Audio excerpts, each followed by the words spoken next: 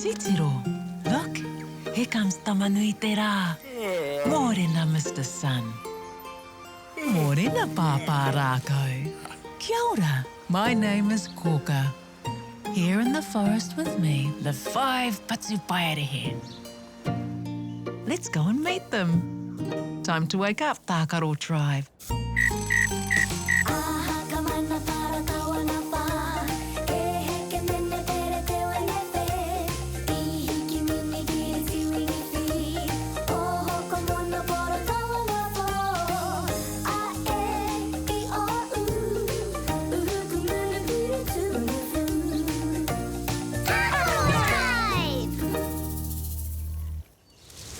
Kia ora, Tākaro Tribe. Kia ora, Kōkā. Oh, that looks like a lot of fun. He is teaching all how to do poi.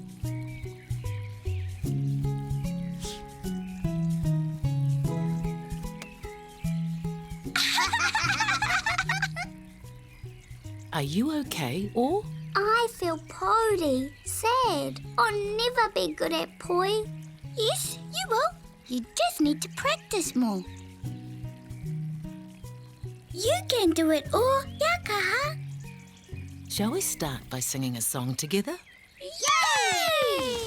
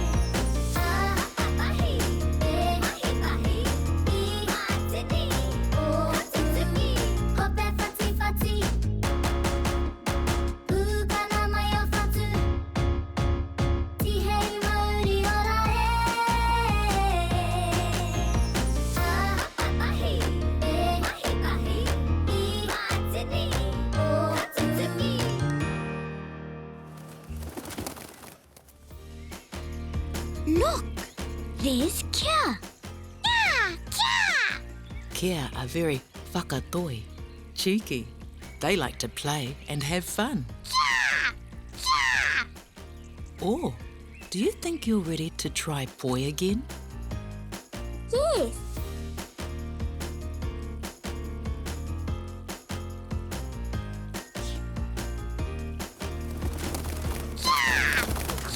Oh, where? Kia has taken your poi.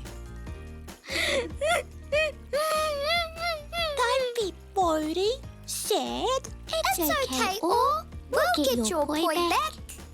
Why don't you go and see Pāpā Rākau? Maybe he can help. Good idea. Come on, Tākaro Tribe, let's go.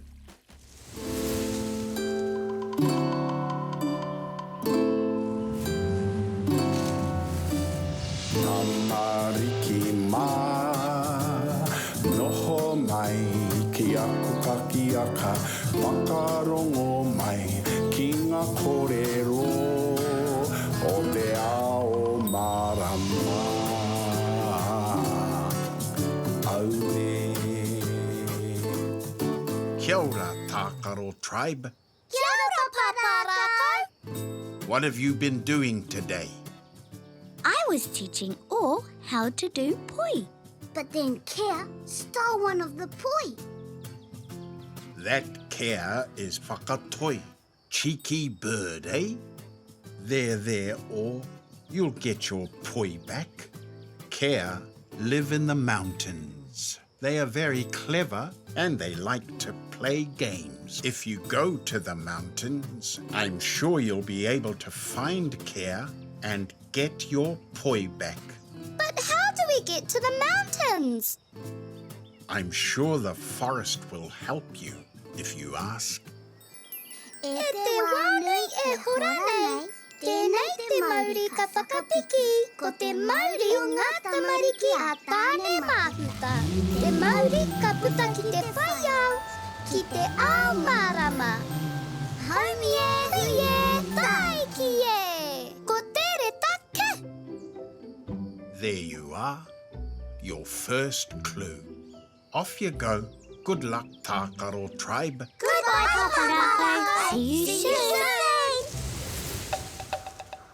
Aha ka mana para kawana pa, e heke mene pere te wanepe, I hiki mini giri tiwingi fi, oho ko mono poro kawana po, a e, I o u, uhuku munu puru tunu fu.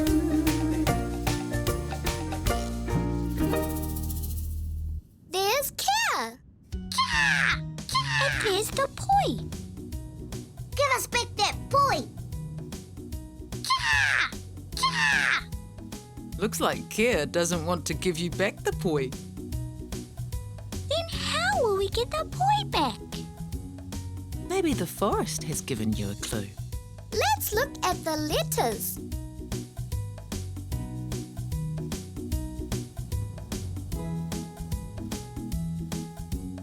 Can you read what that says?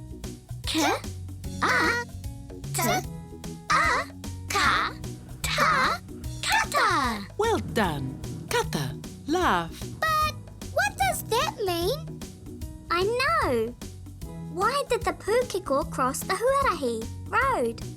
I don't know, or why did the pūkeko cross the Huarahi road? To get to the other side.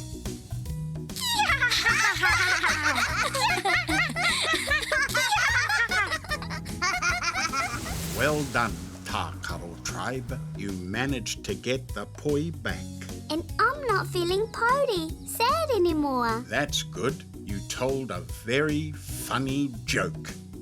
And I made Kia laugh. Let's see what our friends have been up to today.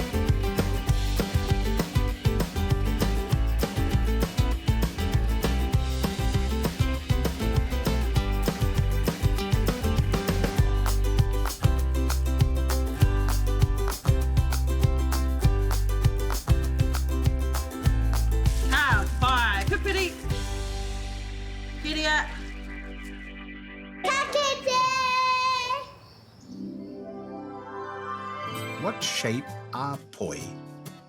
Porofita, circle. That's right, porofita, circle. Let's look at some other things that are circles. Porofita. Porofita. He porofita tēnei. Porofita.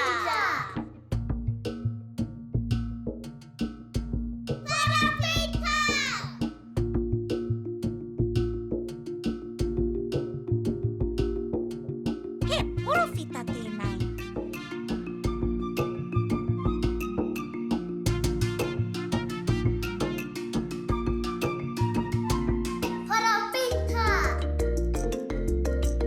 Porofita. He porofita.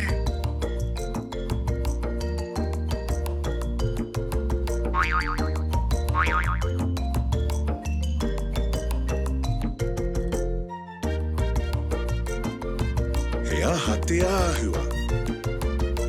He porofita. porofita. Time for you all to visit Kōkā.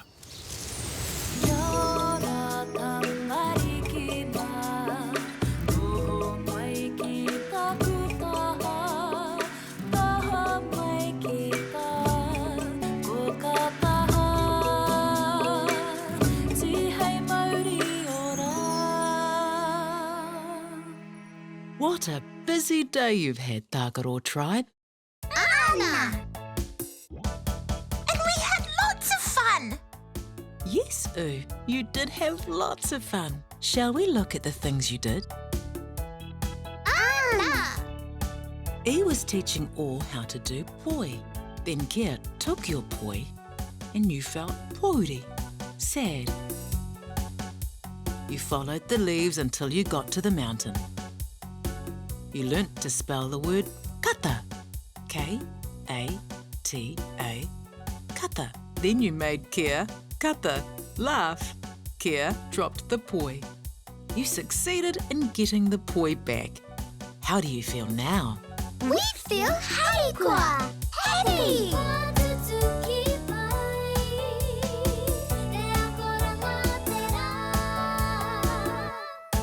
What a fun day, Tākaro Tribe. Time to say goodnight. Pō Mārie, good night, Tākaro Tribe.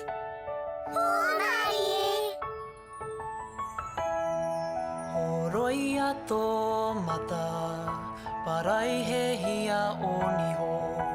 Kuhuna o kakamoe Pō Mārie, e kuhu ki te moinga.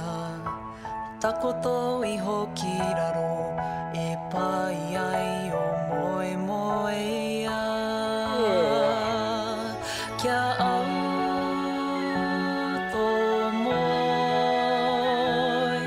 e pai ai o moe moe a. E pai ai o moe moe a. Good night!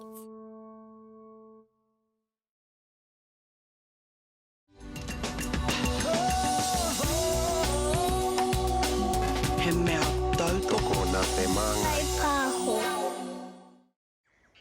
Titiro, look, here comes Tamanui te rā. Mōrena, Mr. Sun. Mōrena, Pāpā Rākau. Kia ora, my name is Kōkā. Here in the forest with me live 5 Patupaiarehe. Let's go and meet them.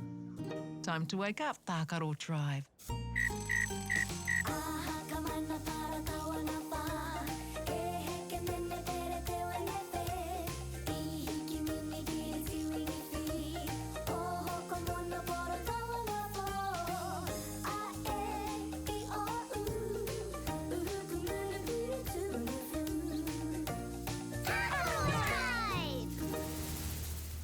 Kia ora, Tākaro Tribe.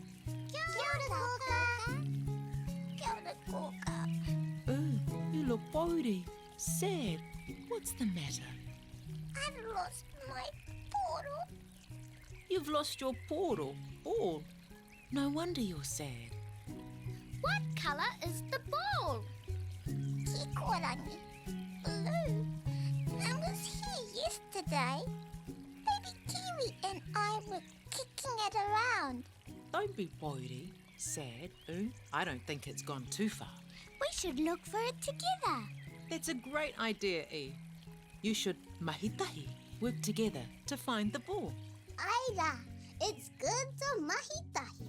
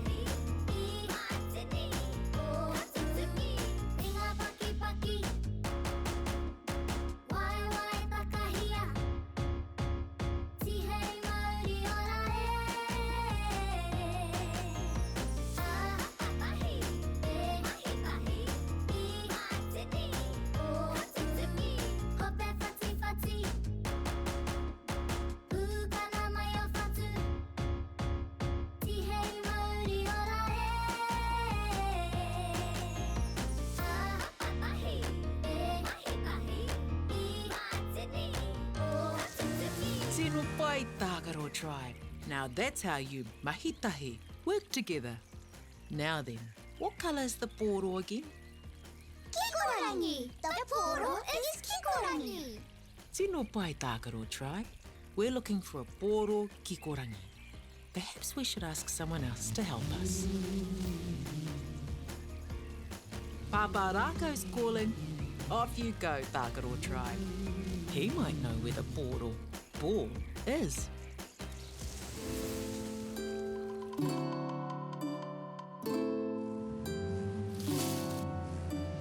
Tamariki mā, noho mai, ki aku kakiaka, whakarongo mai, ki ngā kōrero, o te ao marama. Aue. Kia ora, Tākaro Tribe. Kia ora, Pāpā Rākau. I'm so pleased you heard me. I'm looking for help from you all. We came to look for help from you, Pāpā Rākau. Very well, I can help you and you can all help me. Let's mahitahi work together. What help did you want from me? I've lost my pōro kikorangi. Something else is lost as well. Mama Kiwi is here, but we can't find baby Kiwi. We don't know where he is. Don't be sad, Let's mahitahi work together to find baby kiwi and the pōro kikorangi. Nice, Tākaro Tribe. I'm sure the forest will help if you ask. E te wānui e hora nei, tēnei te Māori ka whakapiki, ko te Māori o ngā tamariki a tāne mahuta. Te Māori ka puta ki te whaiau, ki te ao marama. Haunge hue tai ki e. That's the letter R. There you are, your first clue from the forest. Off you all go. Good luck. Bye, Pāpā Rākau. Ka kite. Aha ka mana para kawana pa. E heke mene pere te wenepe. I hiki mini piri tiwini pi. Oho ko mona pora kawana po. A e I o u. Uhuku muna piri tunu fu.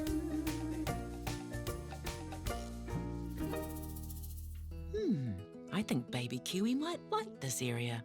There are lots of places to hide. Let's stop here to look for baby kiwi. Good idea. Do you all know where to look? He's not on top of the rock. He's not behind this tree. He's not in front of the shrubs. Maybe the forest has given you a clue. What letters do we have in our kete,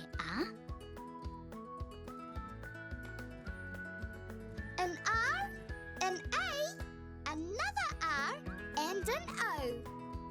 Can you read what that says? R, A, R, O, Ra, Ro, Raro. Well done. The word is raro, under. That's a really big help from the forest. We should look for baby kiwi I raro, under things. Quite right, E. Let's not look I runga on top, I mua in front, or I muri behind things. Baby kiwi is I raro, under something. I'll look I raro under the big trees. I'll look I raro under the leaves. We will look I raro under the shrubs.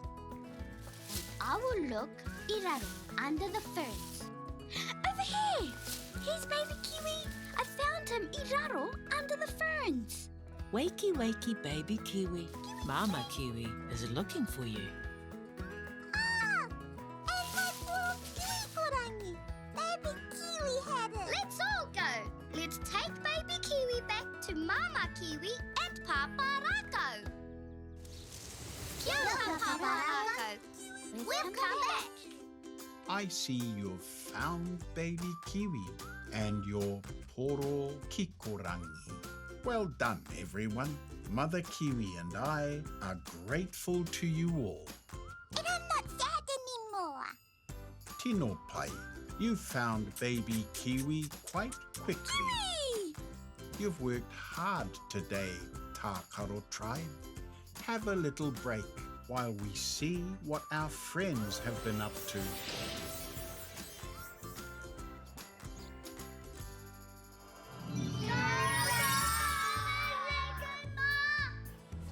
Tahi, Reo, Taru, Ba, Rima, Ono,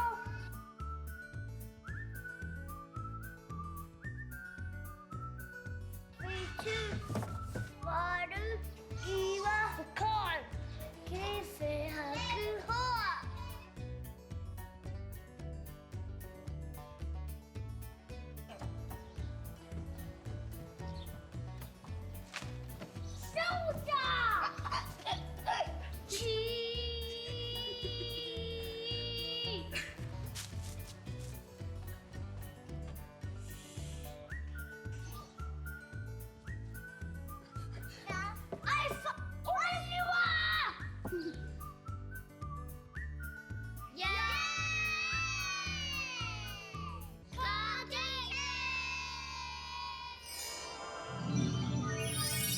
What colour is your poro? Kikorangi, blue. That's right, kikorangi. Let's look at other things that are kikorangi. Kikorangi.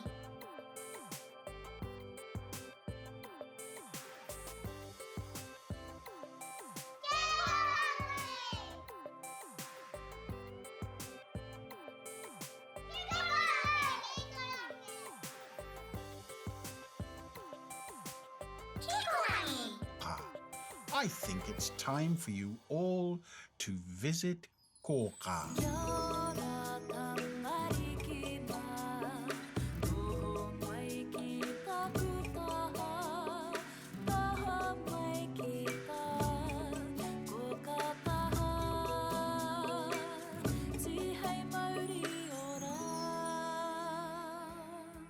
Whew, you all worked so hard today, Tākaro Tribe. Anna. Let's look at the things you did today. U lost his poro kikorangi, which made him sad. Baby Kiwi was also lost. The forest helped out by sending you 4 letters. You learned how to spell raro. R-A-R-O. Raro. Under. How do you all feel now? We feel happy. Happy.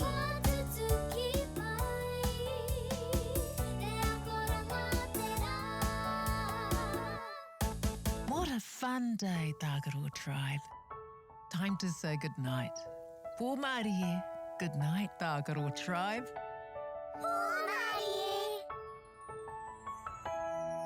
Horoi ato mata, parai he hia o niho, kuhuna o kakamoe Pōmārie, e kuhu ki te moinga, takoto iho ki raro, e pai ai o moe moe ia, kia au to moe, e pai ai o moe moe ia, e pai ai o moe moe ia. Good night.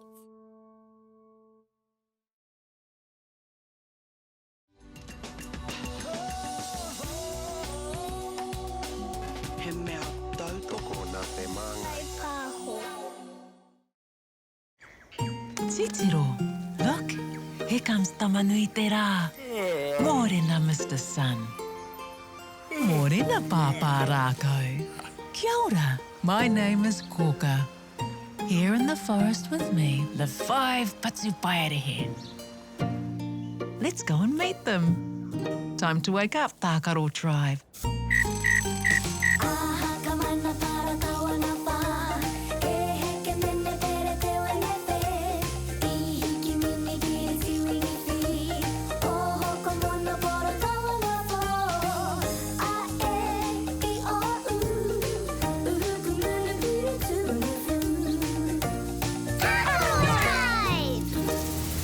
Kia ora, Tākaro Tribe. Kia ora, Kōkā. Playing hopscotch can be such a lot of fun. It's the best game. Watch me, Kōkā. I'm watching, Go for it.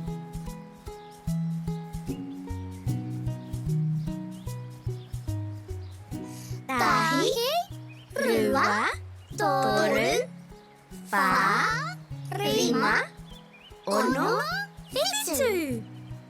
Okay, it's your turn. I like the way you're playing together, learning together, and thinking about each other. Ka rawe, Tākaro Tribe. Hi, our stone has gone into the river.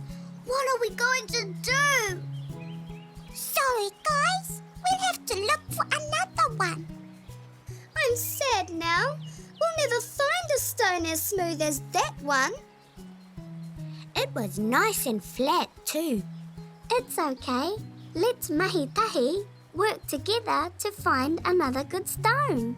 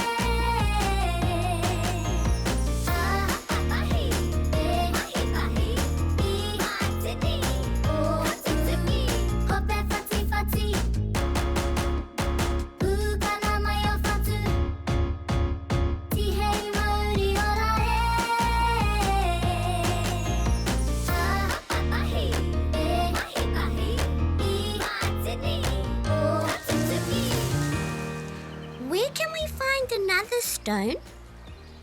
The river's a good place. There's plenty of stones there. The river stones are too big. We can't even lift them. But it must be smooth and flat. Pāpā Rākau is calling us. Come on, Tākaro Tribe, let's go!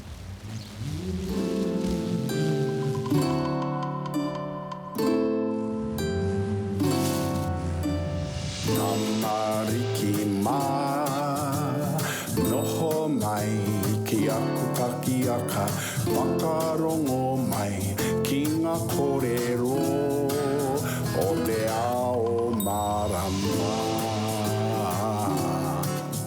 Aune. Kia ora, Tākaro Tribe. Kia ora, Pāpā Rākau. Kia ora, moko kakariki. How are you all today? We're sort of okay. Sort of okay. What's the matter? Oh, we lost our stone for playing hopscotch. It was my fault, Pāpā Rākau.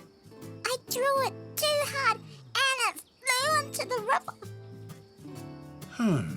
Moko Kakariki has come to visit. He's found something. What is it, Pāpā Rākau? A stone. Yay! If it's a good stone, we can go back and play hopscotch. Let's not forget to ask the forest for help. Good thinking, Oo. E te wā nui e hora nei, tēnei te Māori ka whakapiki, ko te Māori o Ngāti Tākaro tāne māputa. Te Māori ka puta ki te whaiau, ki te ao marama. Haumie, huie, tai ki e.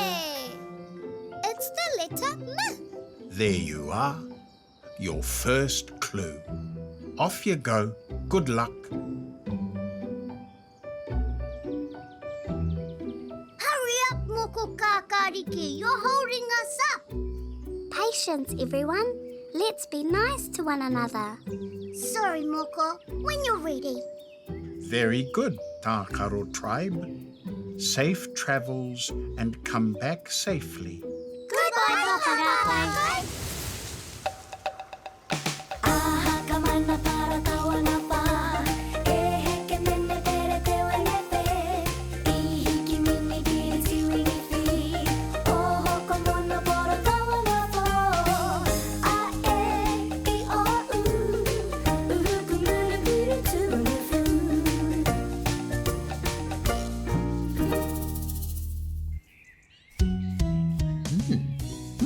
What's that smooth thing over there?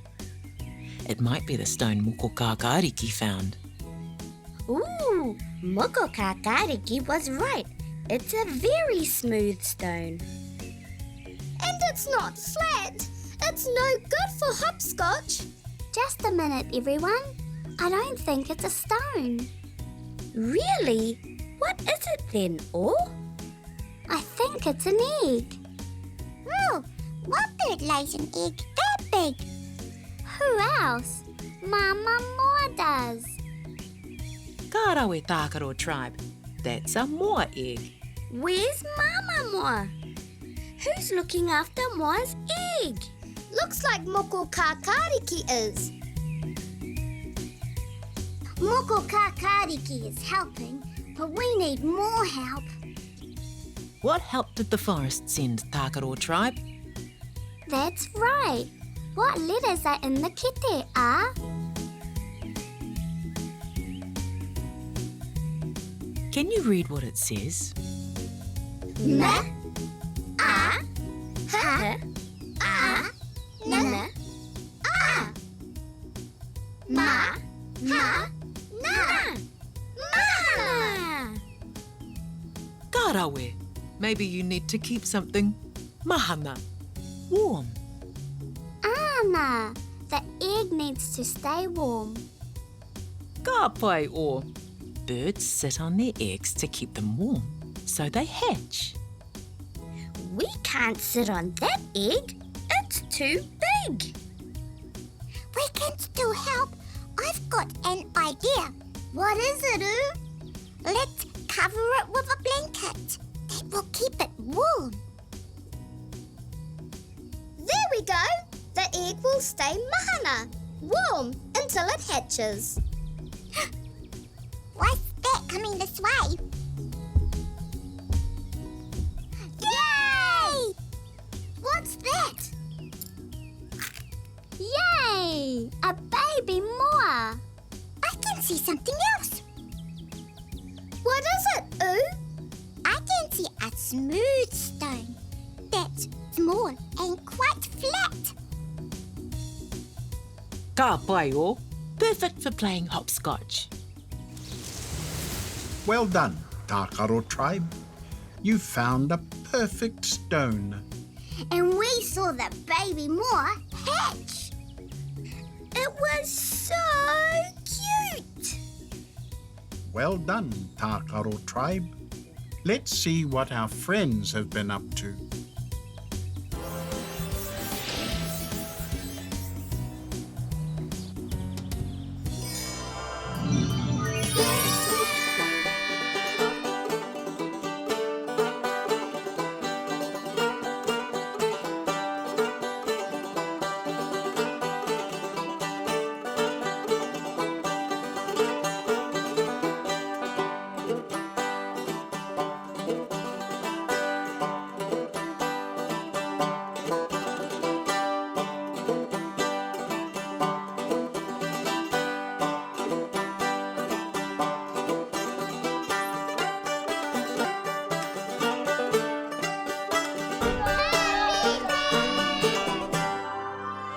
think it's time for you all to visit Kōkā.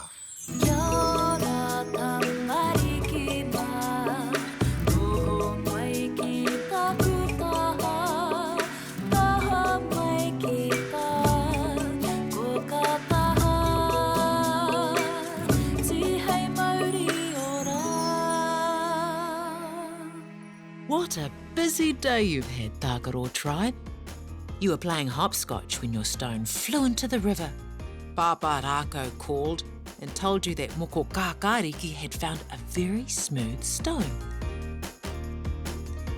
You learnt to spell the word mahana. Ma-ha-na. Mahana. Warm. The egg needed to be kept mahana so it would hatch. And then you saw the baby moa hatch. How do you feel now? We feel harikwa. Happy!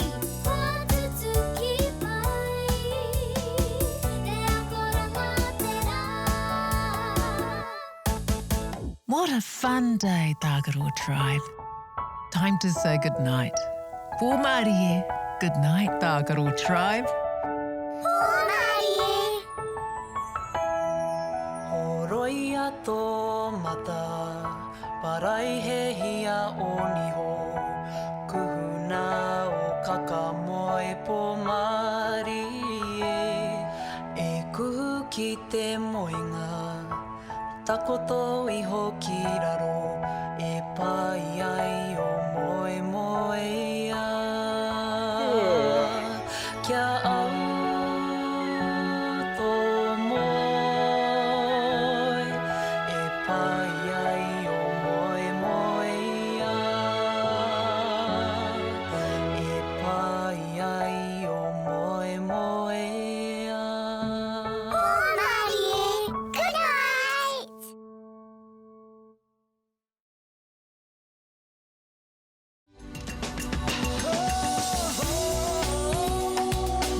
He mea tautoko nā te māngai. Titiro, look, here comes Tamanui te rā. Morena, Mr. Sun. Morena, Pāpā Rākau. Kia ora, my name is Kōkā. Here in the forest with me live 5 Patupaiarehe. Let's go and meet them. Time to wake up, Tākaro Tribe.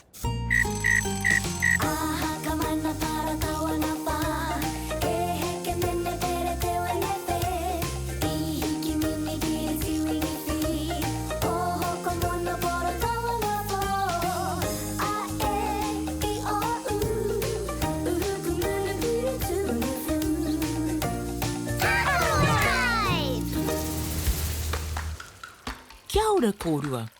What are you doing? Kia ora, Kōkā. We're painting. What are you both painting?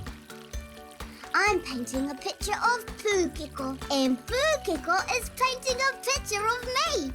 We're having lots of fun, but there's just one problem. What's the problem, E?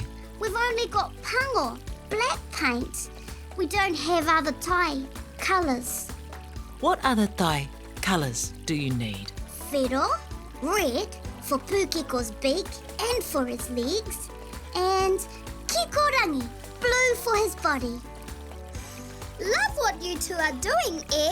I really like Pūkeko's picture. I really like E's painting. They're both really good, but more Thai colours would make them even better. That's what I said to Kōkā. How can we make other Thai colours? Kei te pai, Tākaro Tribe. Let's work together to find a way.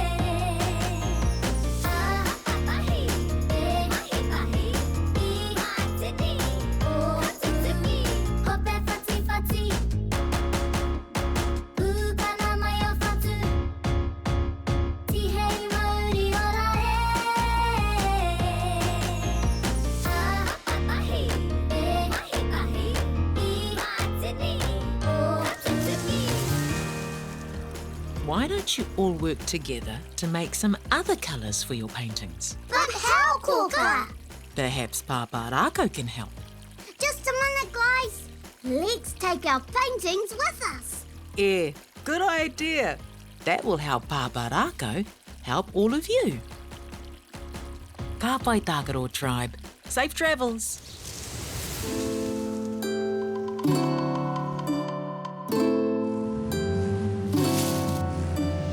Tamariki mā, noho mai, ki aku kakiaka, whakarongo mai, ki ngā kōrero, o te ao marama.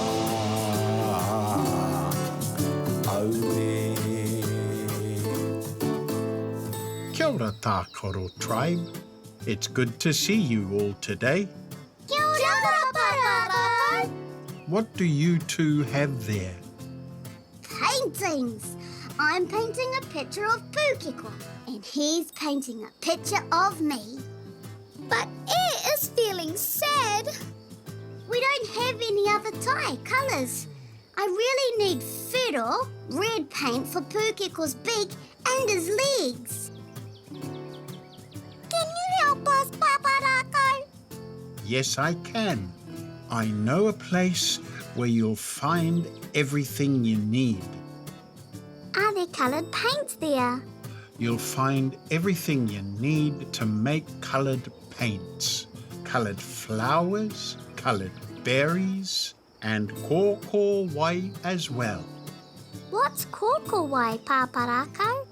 It's a type of red clay used to colour things red in the old days. What about waiporo, purple? Good question. You should ask the ngahere. Ka pai, Pāpā Rākau. E te wā nui e hora nei, tēnei te Māori ka whakapiki, ko te Māori o ngā tamariki a tāne mahi. Te Māori ka puta ki te whaiau, ki te ao marama. Haumie, huie, tai ki e. Ko te reta ra. There you are. Your first clue. Off you go. Good luck.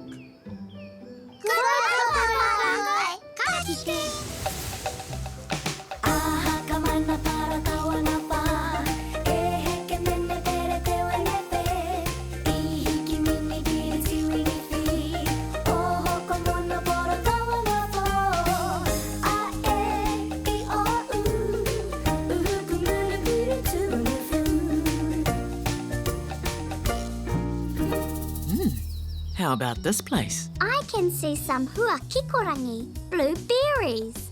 And I see some clay. It's whiro. Red. Just what you need, eh? Now work together, mahi tahi, to make coloured paints. By crushing the whiro, red kōkā, we can make red paint. By crushing the kikorangi, blueberries, we can make blue paint. Yay, Pūkeko! We've got whiro, red paint for your beak and your legs. I like Pūkeko's whiro, red beak and legs. But we still don't have waiporo, purple. Maybe the forest has given you a clue. What letters are in our kete, ah?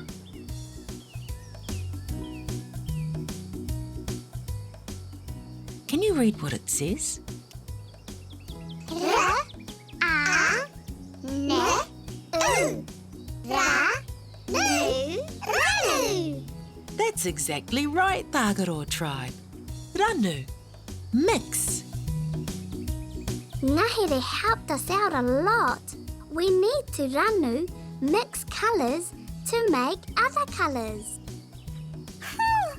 They made waiporo, purple paint. Now Pūkeko can paint Air's hair and clothes purple. Ka pai Tākaro Tribe. Mahi tahi, and the job gets done. Kia Pāpā Rākau. We've come back. Welcome back. Did you find the place I talked about? We found it, Pāpā Rākau. There were kikorangi berries and Kōkā whero. E and Pūkeko's paintings are beautiful. The ngahere helped us to ranu, mix, whero and kikorangi and made waipuropuro, purple paint. That was a big help from the forest. What colour are Pūkeko's beak and legs? Whero, my favourite colour. Ka pai a. Let's take a look at some things that are whero. Red.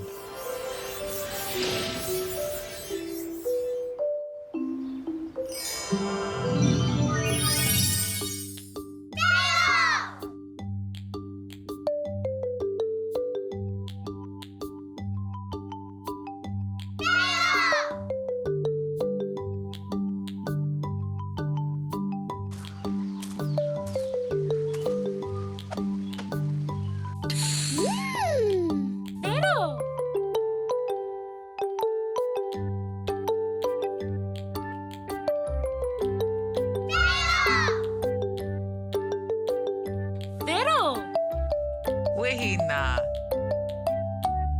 Whero.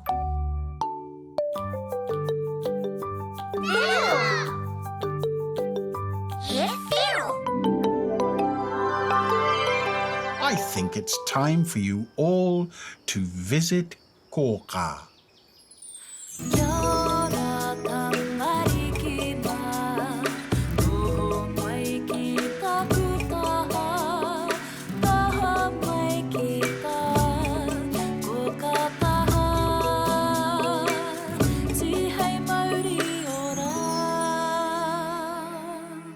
What a busy day you've had, Tākaro Tribe. We did. It was so much fun. We worked together to make paint and to ranu, mix other colours. And Pūkeko and I were able to finish our paints. We'd like to thank everyone. Shall we look at the things you did? E and Pūkeko were painting each other, but only had black paints. The ngahere helped you learn how to mix colours. You worked together to make coloured paint, then E and Pūkeko were able to finish their paints. How do you all feel now? We feel happy.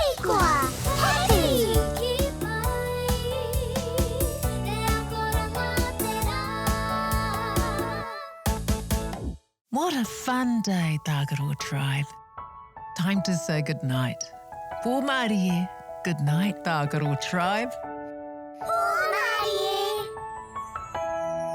Horoia tō mata, parai he hia o niho, kuhuna o kakamoe pō Mārie, e kuhu ki te moinga, takoto iho ki raro, e pai ai o moe moe ia.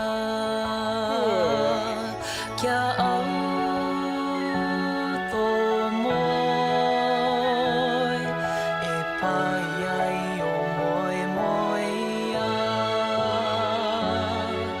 E pai ai o moe moe ia. Good night.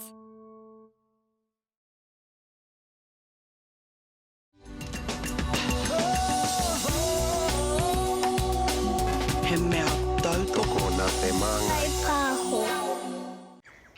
Titiro, look, here comes Tamanui te rā. Mōrena, Mr. Sun. Mōrena, Pāpā Rākau. Kia ora, my name is Kōkā. Here in the forest with me, the 5 Patupaiarehe. Let's go and meet them. Time to wake up, Tākaro Tribe.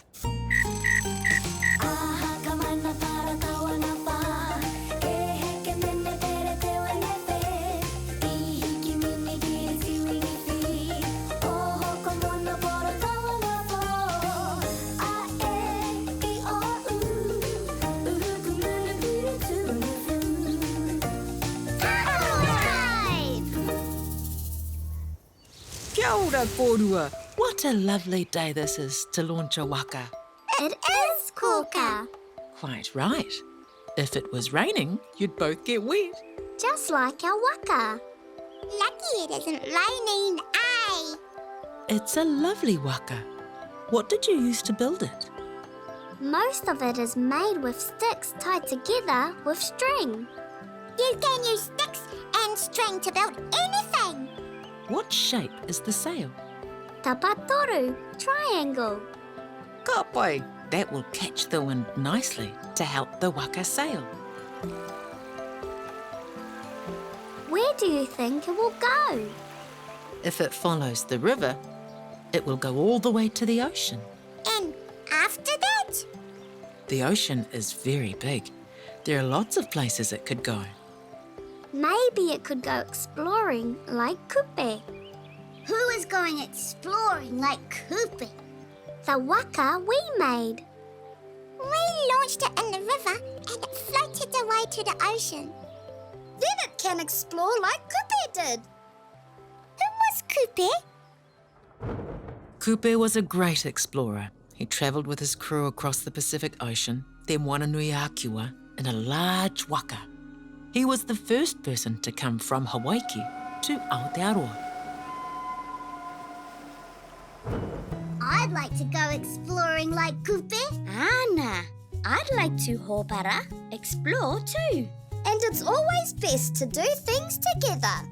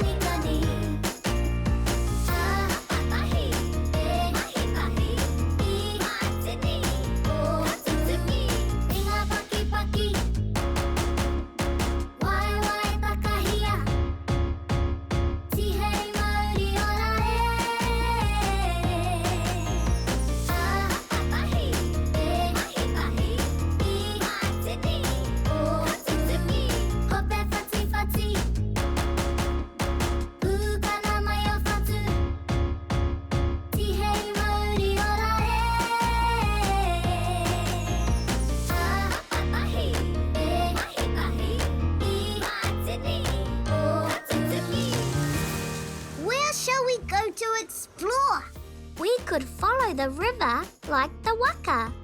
Or go in the direction of the setting sun. Or maybe the direction of the wind. Pāpā Rākau is calling us. Let's go and talk to Pāpā Rākau. Maybe he can help us. That's a good idea. Off you go, Tākaro Tribe.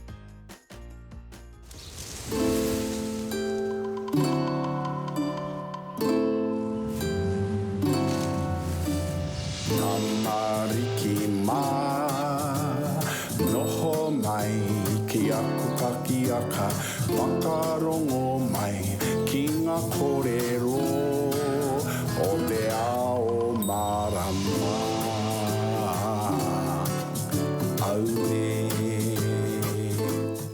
Kia ora, Tākaro Tribe.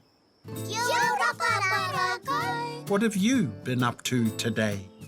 We launched the waka that we made. It's going to float to the ocean and then go exploring. Sounds like you've been busy. I have someone else here who is going exploring. Kia ora, Pupurangi. Pupurangi has been living here for his whole life, and he's been telling me that he would like to see more of the world. He'd like to explore the other side of the river. Do you think you could help him? We can all work together to help Pupurangi. We should ask the forest for help too. E te wānui e hora nei, tēnei te Māori ka whakapiki, ko te Māori o ngā tamariki a tāne māhuta. Te Māori ka puta ki te whaiau, ki te ao mārama. Haumie huie taiki e! It's the letter H. There you are, your first clue. Off you go. Good luck, Tākaro Tribe. Goodbye, Pāpā Rākau. See you soon. Aha ka mana para tawa ngā pā, e heke mene pere te wenepe, I hiki mini kiri tiwingi whi, o hoko mono poro tawa ngā pō, a e, I o u, uhuku muru puru tūnu fu.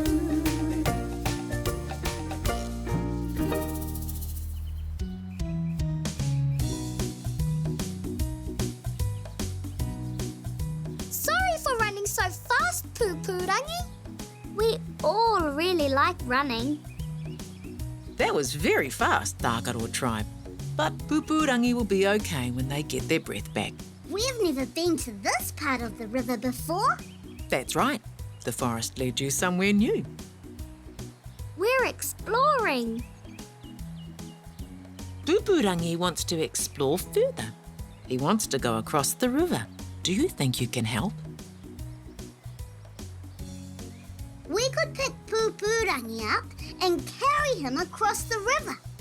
But how will he get back? He'll be stuck on that side of the river. What if we made another waka for Pupurangi? He could float across the river. What if Pupurangi got swept out to sea?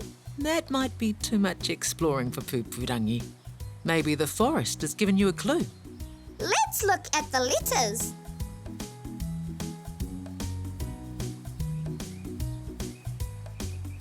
Can you read what that says?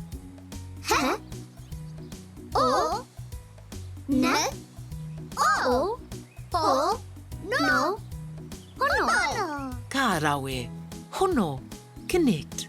We need to hono, connect this side of the river to the other. But how? We can use sticks and string. I'm sure you'll be able to do it, Oo.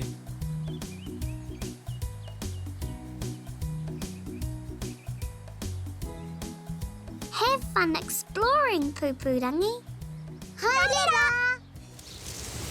Well done, Tākaro Tribe. You went exploring and helped Pupurangi. We explored a new part of the forest. And then we worked together to help Pupurangi go exploring even further.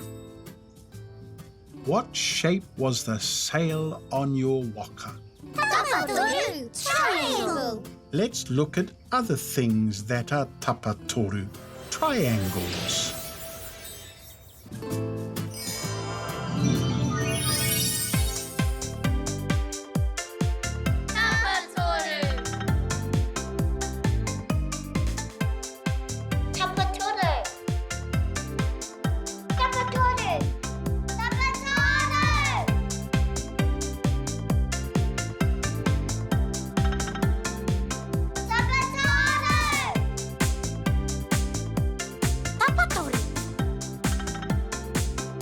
Tapatoru.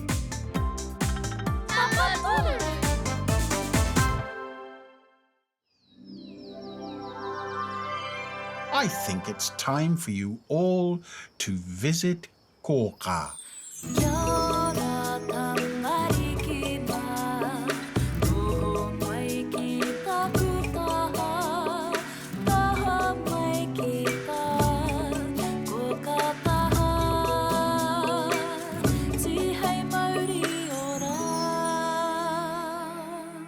What a busy day you've had, Tākaro Tribe. We helped Pupurangi go exploring. Yes, Shall we look at the things you did? You wanted to go exploring like kupe. Pāpā Rākau asked you to help Pupurangi, who wanted to go exploring too. You followed the leaves until you got to a new place by the river. Pupurangi wanted to keep going across the river. You learnt the kupu, hono, he, o, ne, o, hono, and decided to make a bridge to hono, connect to the other side of the river. How do you all feel now? We feel happy.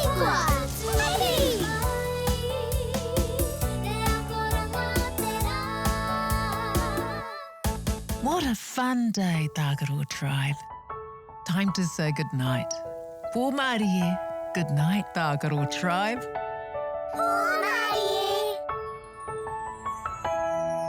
Horoia tō mata, parai he hia o niho, kuhuna o kakamoe pō Māori e kuhu ki te moinga, takoto iho ki raro, e pai ai o moe moe ia. Kia au tō moe, e pai ai o moe moe ia. E pai ai o moe moe ia.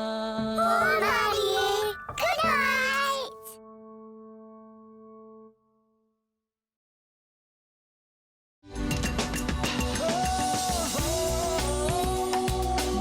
He mea tautoko nā te māngai